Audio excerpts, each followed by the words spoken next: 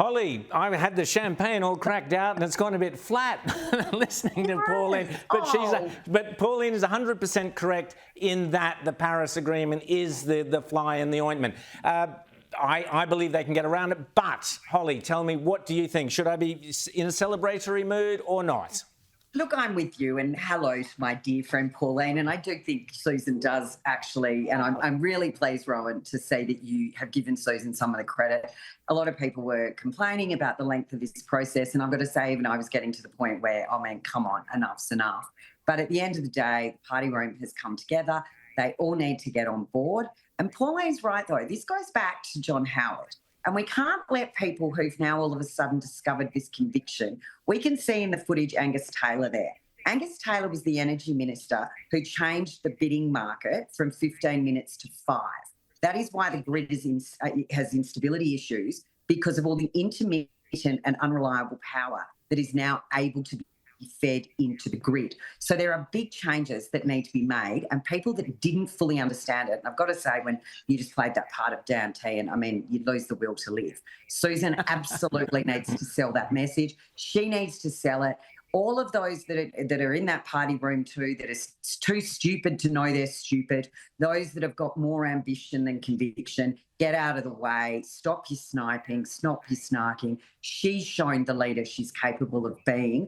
I think you're only going to see more of this, and you're going to see the real capability of a woman who's a farmer, a single mum, who's gone and done her tax degrees and has more actual economic understanding than most other people in that room combined, and you're going to really see the fight start to come up. And I'm thrilled because, you know, I've been on your show and many others on Sky where I was probably the lone voice in support of her. I know her better than most people, and I can tell you this is just the start of her really starting to push a solid agenda. So, Pauline, let's stay with this issue because, and I also want to ask you about Mar-a-Lago in a tick, but just staying with this issue, Barnaby Joyce is now praising Susan Lee on this net zero call. Here he was on the Bolt Report last night. I'd first like to congratulate the Susan and the Liberal Party for making a move towards reinvigorating our capacity to reindustrialise Australia and get power prices, start putting so much upward pressure on power prices.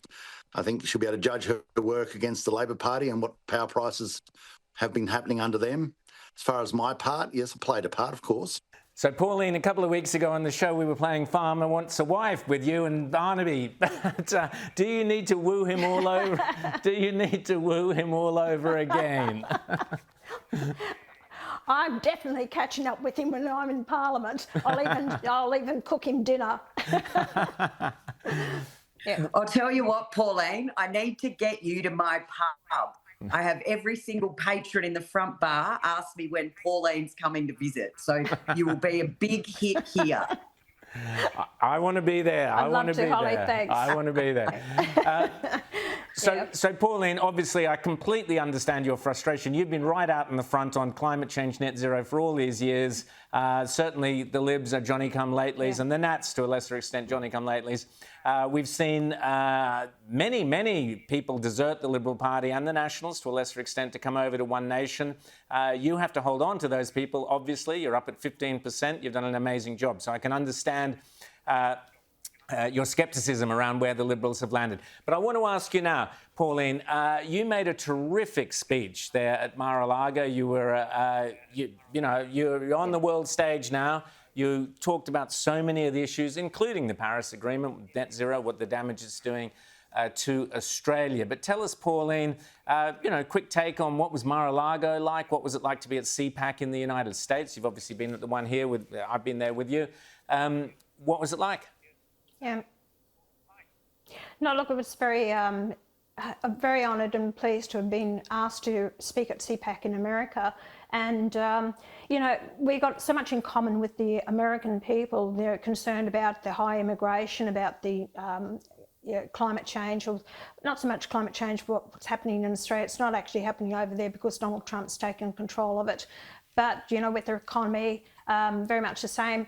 a lot of the Americans actually came up to me after my speech and said it was a really good speech and it was an eye-opener for them, what is happening in America. And also I said to increase the defence spending to 5%. If we want our men and women to put their lives on the line, we actually need to then increase our defence spending because of what could happen in future years, not that far down the track.